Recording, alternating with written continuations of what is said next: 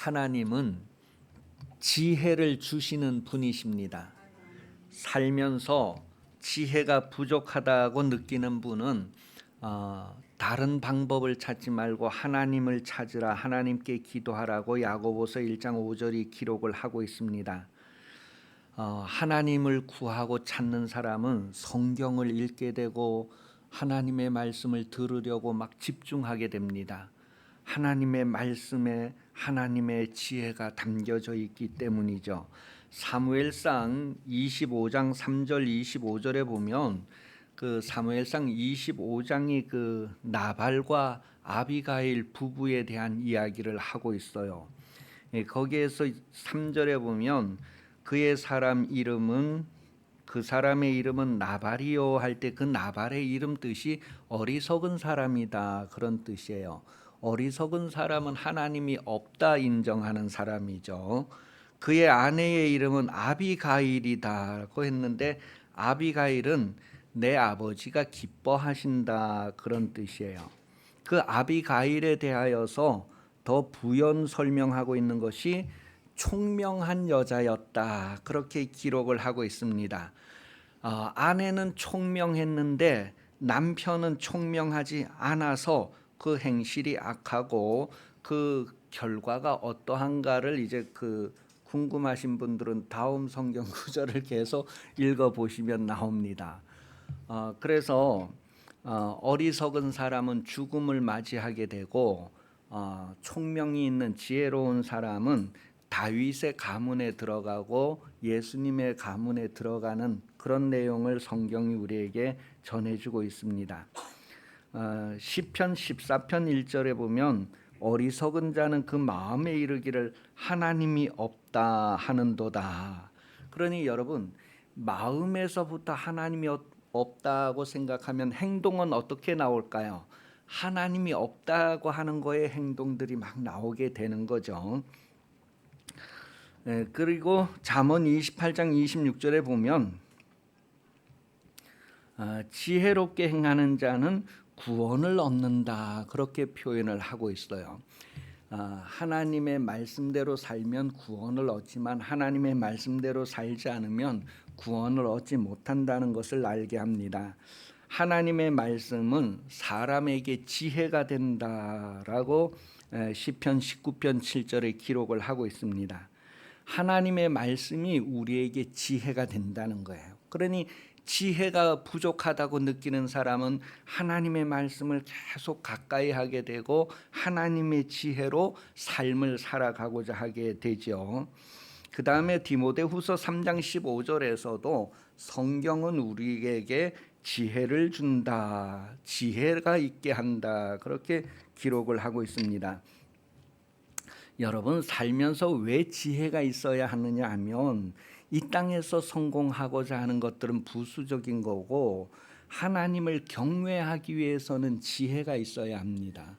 하나님을 경외하려면 지혜가 있어야 해요.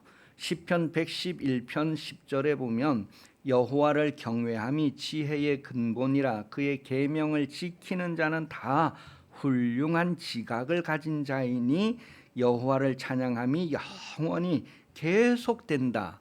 계속 하나님의 찬송이 될 수 있다는 거예요. 그 계명을 지킨다라고 하는 것을 성경은 오전 말씀에 보니까 하나님을 사랑하는 것이다, 그렇게 표현을 하고 있어요. 하나님을 사랑하는 것, 하나님을 경외하는 것, 그것은 지혜가 있어야 된다는 것을 말하고 있습니다. 그래서 무엇보다도 지혜를 구하라는 거예요. 그래서 하나님을 더 잘 섬기고 더 잘 섬기는 그런 지혜를 구하는 것, 그것이 바로 영원한 것과 연결된다는 것을 말합니다. 여러분, 성경에서 지혜의 사람 하면 누구를 생각할 수 있죠? 지혜의 사람, 그 솔로몬을 위해서 지혜를 구한 사람이 있어요. 혹시 누군지 아십니까? 아버지입니다. 솔로몬의 아버지가 누군지 아십니까? 다윗입니다. 다윗이 아들을 위해서 기도할 때에 하나님, 내 아들에게 지혜를 주세요. 내 아들에게 지혜를 주세요. 그 기도를 다윗이 했어요. 그 기도가 솔로몬에게 응답이 됐을까요? 안 됐을까요? 됐어요. 어떻게 응답이 됐죠? 그 아들 솔로몬이 아버지가 하시던 기도를 계속 그 기도를 하는 거야. 그러니 솔로몬이 자기의 기도를 한 것이 아니라 아버지가 기도하던 그 기도를 솔로몬이 기도하고 응답받았다는 거예요. 그럼 아버지가 기도하는 그 기도 내용이 무엇일까? 그것은 어디에서부터 왔느냐 하면 다윗의 마음에서부터 나온 것이 아니라 하나님에게로부터 나온 것이다. 그렇게 성경이 우리에게 말해줍니다. 역대상 17장 25절이에요. 시작. 나의 하나님이여, 주께서 종을 위하여 왕조를 세우실 것을 이미 듣게 하셨으므로 주의 종이 주 앞에서 이 기도로 간구할 마음이 생겼나이다. 마음이 생겼대요. 22장 12절. 여호와께서 내게 지혜와 총명을 주사 내게 이스라엘을 다스리게 하시고 내 하나님 여호와의 율법을 지키게 하시기를 더욱 원하노라. 이게 지금 다윗의 기도예요. 지금 여호와께서 너에게 할 때 그 다윗이 솔로몬에게 지금 얘기해 주고 있는 내용이에요. 자, 이렇게 다윗이 아들에게 이제 이루어지기를 원하는 기도 내용이 여호와께서 너에게 지혜와 총명을 주시고 너에게 이스라엘을 잘 다스리게 하시고 뭐 이렇게 쭉 이제 기록되어져 있는 거예요. 자, 그럼 이 기도가 아버지의 기도가 솔로몬에게 어떻게 응답되었을까? 역대하 1장 10절 12절까지 시작. 주는 이제 내게 지혜와 지식을 주사 이 백성 앞에서 출입하게 하옵소서. 이렇게 많은 주의 백성을 누가 능히 재판하리까 하니 하나님이 솔로몬에게 이르시되 이런 마음이 내게 있어서 부나 재물이나 영광이나 원수의 생명을 멸하기를 구하지 아니하며 장수도 구하지 아니하고 오직 내가 내게 다스리게 한 내 백성을 재판하기 위하여 지혜와 지식을 구하였으니 그러므로 내가 내게 지혜와 지식을 주고 부와 내 전의 왕들도 이런 일이 없었거니와 내 후에도 이런 일이 없으리라 하시니. 여러분, 예수님께서 이 세상에 오셔서 기도하실 때 자기가 원하는 것을 기도한 것이 아니라 하나님이 원하는 것을 기도했단 말이에요. 그래서 예수님의 기도를 아버지의 기도를 기도했다, 그렇게 얘기하는 거예요. 우리가 무엇을 기도할 때 우리 마음에 원하는 것을 구하는 것이 아니라 너희는 이렇게 기도하라. 그렇게 해서 예수님이 기도하시는 내용이 무엇인가를 주기도문을 통하여서 우리에게 알려주고 예수님이 하시던 그 기도를 우리도 하라는 거예요. 먹을 것, 입을 것, 덮을 것 그거 먼저 구하는 사람들은 알지 못하는 사람들이고 정말 지혜가 있는 사람들은 아버지의 기도를 기도하고 자기 시대에 그것이 이루어지는 응답되는 삶을 살게 된다는 것을 말해줍니다. 아버지는 하나님의 축복의 말씀을 받아서 기도하는 그런 자리고 아들은 아버지의 기도를 기도하며 응답받아야 하는 자리입니다. 구하면 있고 안 구하면 없습니다. 두 사람씩 마주 보면서 구하면 하면 있고 안 구하면 없습니다. 시작.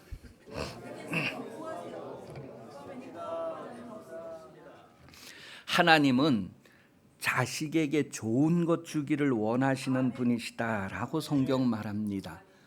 그랬을 때 마태복음에서는 좋은 것이라고 했는데 누가복음에서는 그 좋은 것이 성령이다라고 말했어요. 그러니 여러분, 예수님이 여러분을 위해서 무엇을 기도했어요? 성령을 기도했어요. 하나님 아버지, 저들에게 성령을 주세요. 성령. 예수님의 기도를 기도한 사람들이 마가 다락방에 모였습니다. 마가 다락방에 모여 기도하는 사람들이 자기들이 원하는 것을 기도한 것이 아니라 예수님의 기도를 기도했어요. 그것이 응답됐다는 것을 성경이 우리에게 확인을 해주고 있습니다. 요한복음 14장 16절 내가 아버지께 구하겠으니 그랬어요. 예수님께서 하나님 아버지께 구하는 것이 무엇이냐 하면 저들에게 성령을 보내어 달라는 거예요. 그래서 그 예수님의 기도를 기도한 사람들이 마가다락방에 모여서 오순절날 기도 응답 받았다는 것을 성경 우리에게 말합니다. 하나님의 기도를 기도하는 아버지가 되시기 바랍니다. 아버지의 기도를 기도하는 아들들 자식들이 되시기를 바랍니다. 그러기 위해서는 무엇보다도 지혜를 구할 것을 성경이 말합니다.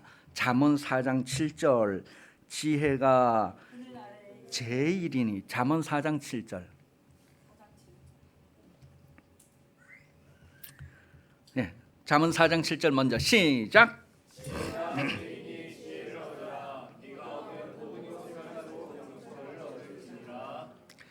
지혜가 제일이래요. 왜 지혜가 제일이냐면 지혜가 있고 없고의 차이가 어마어마하기 때문에 그렇습니다. 지혜가 있고 없고의 차이가 어떻게 나타나느냐 하면 사람의 죽고 사는 것이 지혜에 달려 있다고 성경은 말합니다. 그래서 이 지혜는 어린아이가 되지 말고 장성한 자가 되라. 그래서 장성하기 위해서 하나님의 말씀을 사모하고 사모하는 거예요. 전도서 7장 12절 아까 나온 구절 시작. 지혜의 그늘 아래 있음은 돈의 그늘 아래 있음과 같으나 지혜에 관한 지식이 더 유익함은 지혜가 그 지혜 있는 자를. 돈도 좋지만 돈보다 더 나은 것은 사람이 사는 거라는 거예요. 여러분, 돈이 아무리 많아도 사람의 생명을 살 수가 없잖아요. 대신할 수가 없어요. 그런데 지혜는 사람을 살리게 한다는 것을 말합니다. 오늘 본문에 지혜 있는 사람의 생활을 우리에게 알려줍니다. 오늘 성경 본문은 지혜 있는 사람의 그 삶을 우리에게 말해줘요. 먼저 세월을 아끼라고 말합니다. 여러분이 하나님의 지혜를 가지고 있다면 세월을 아끼는 삶을 살아야 한다는 거예요. 그냥 세월을, 인생을 허비하고 낭비하고 그렇게 그냥 흘러보내지 않고 아낀다는 거예요. 로마서 13장 11절에 보면 왜 세월을 아껴야 하느냐 하면 구원의 때가 점점 더 가까워졌기 때문이다. 그렇게 기록하고 있습니다. 그 다음에 지혜가 있는 사람은 주의 뜻이 무엇인지 이해한다. 그렇게 표현을 하고 있어요.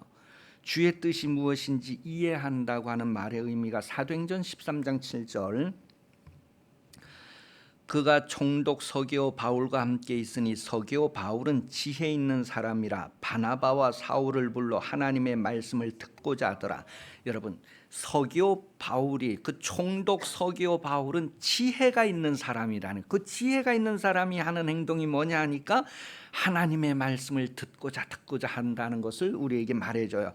다니엘서 12장 10절 다니엘은 하나님의 지혜를 가진 사람이에요. 많은 사람이 연단을 받아 스스로 정결하게 하며 희게 할 것이나 악한 사람은 악을 행하리니 악한 자는 아무것도 깨닫지 못하되 오직 지혜 있는 자는 깨달으리라. 지혜가 있으면 하나님의 뜻이 무엇인지를 깨달을 수 있게 되는 거예요. 그러면서 술 취하지 말고 성령 충만하라. 술 취해 본 경험 있으신 분?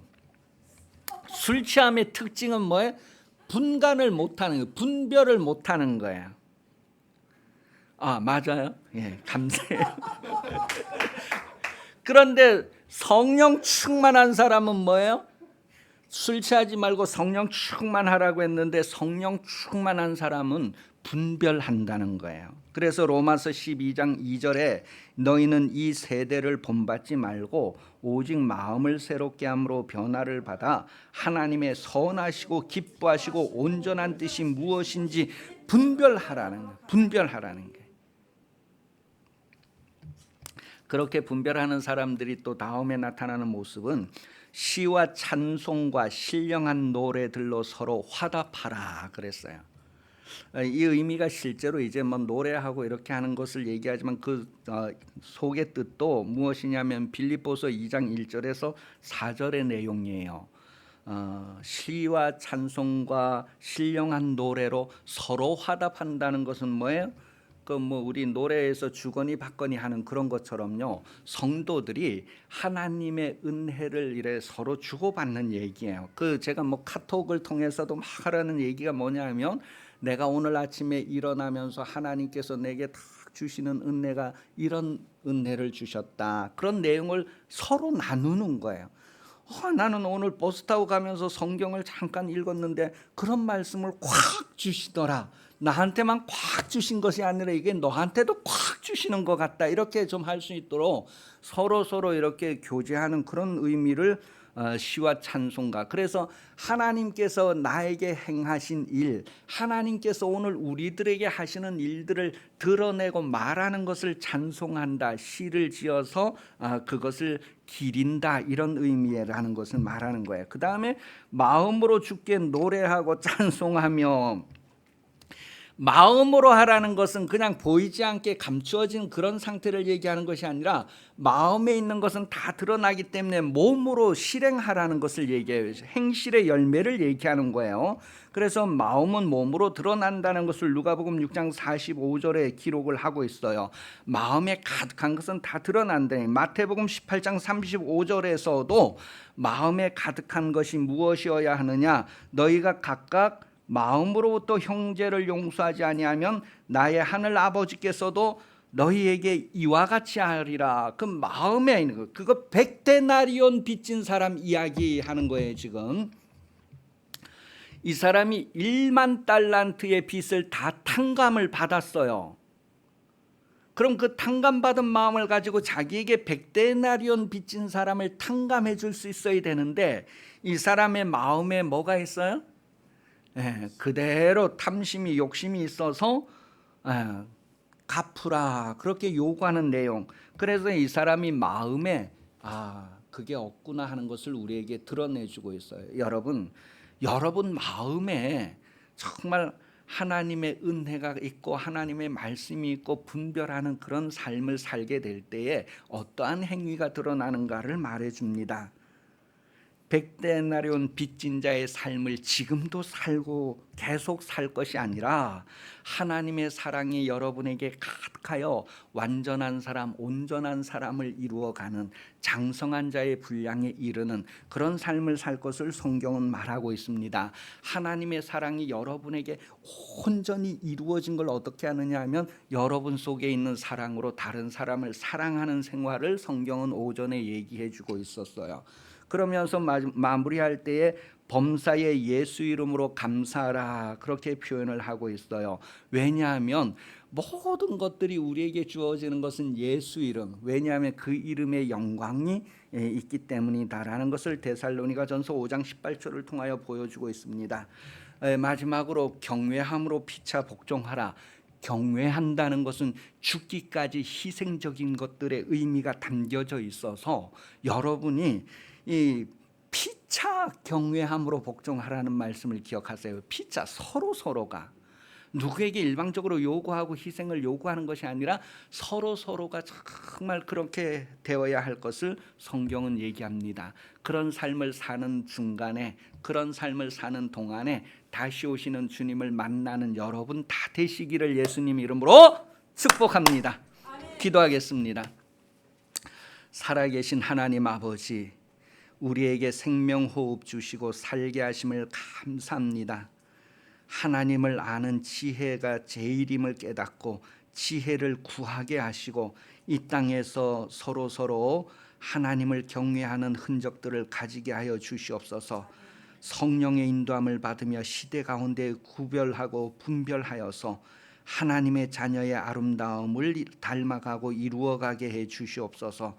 기쁨 교회 된 모든 성도들이 풍성한 열매로 하나님의 기쁨이 되게 하여 주시고 하나님의 영광을 상속받게 하여 주옵소서. 다시 오시는 예수 그리스도 은혜 베풀어 주시며 하나님 아버지 사랑하심과 성령 감화 감동 역사 인도하심이 어린이 주일, 어버이 주일, 오후 예배 참석하여 머리 숙인 성도들 위해 영원히 함께 하시기를 간절히 축원하옵나이다. 아멘.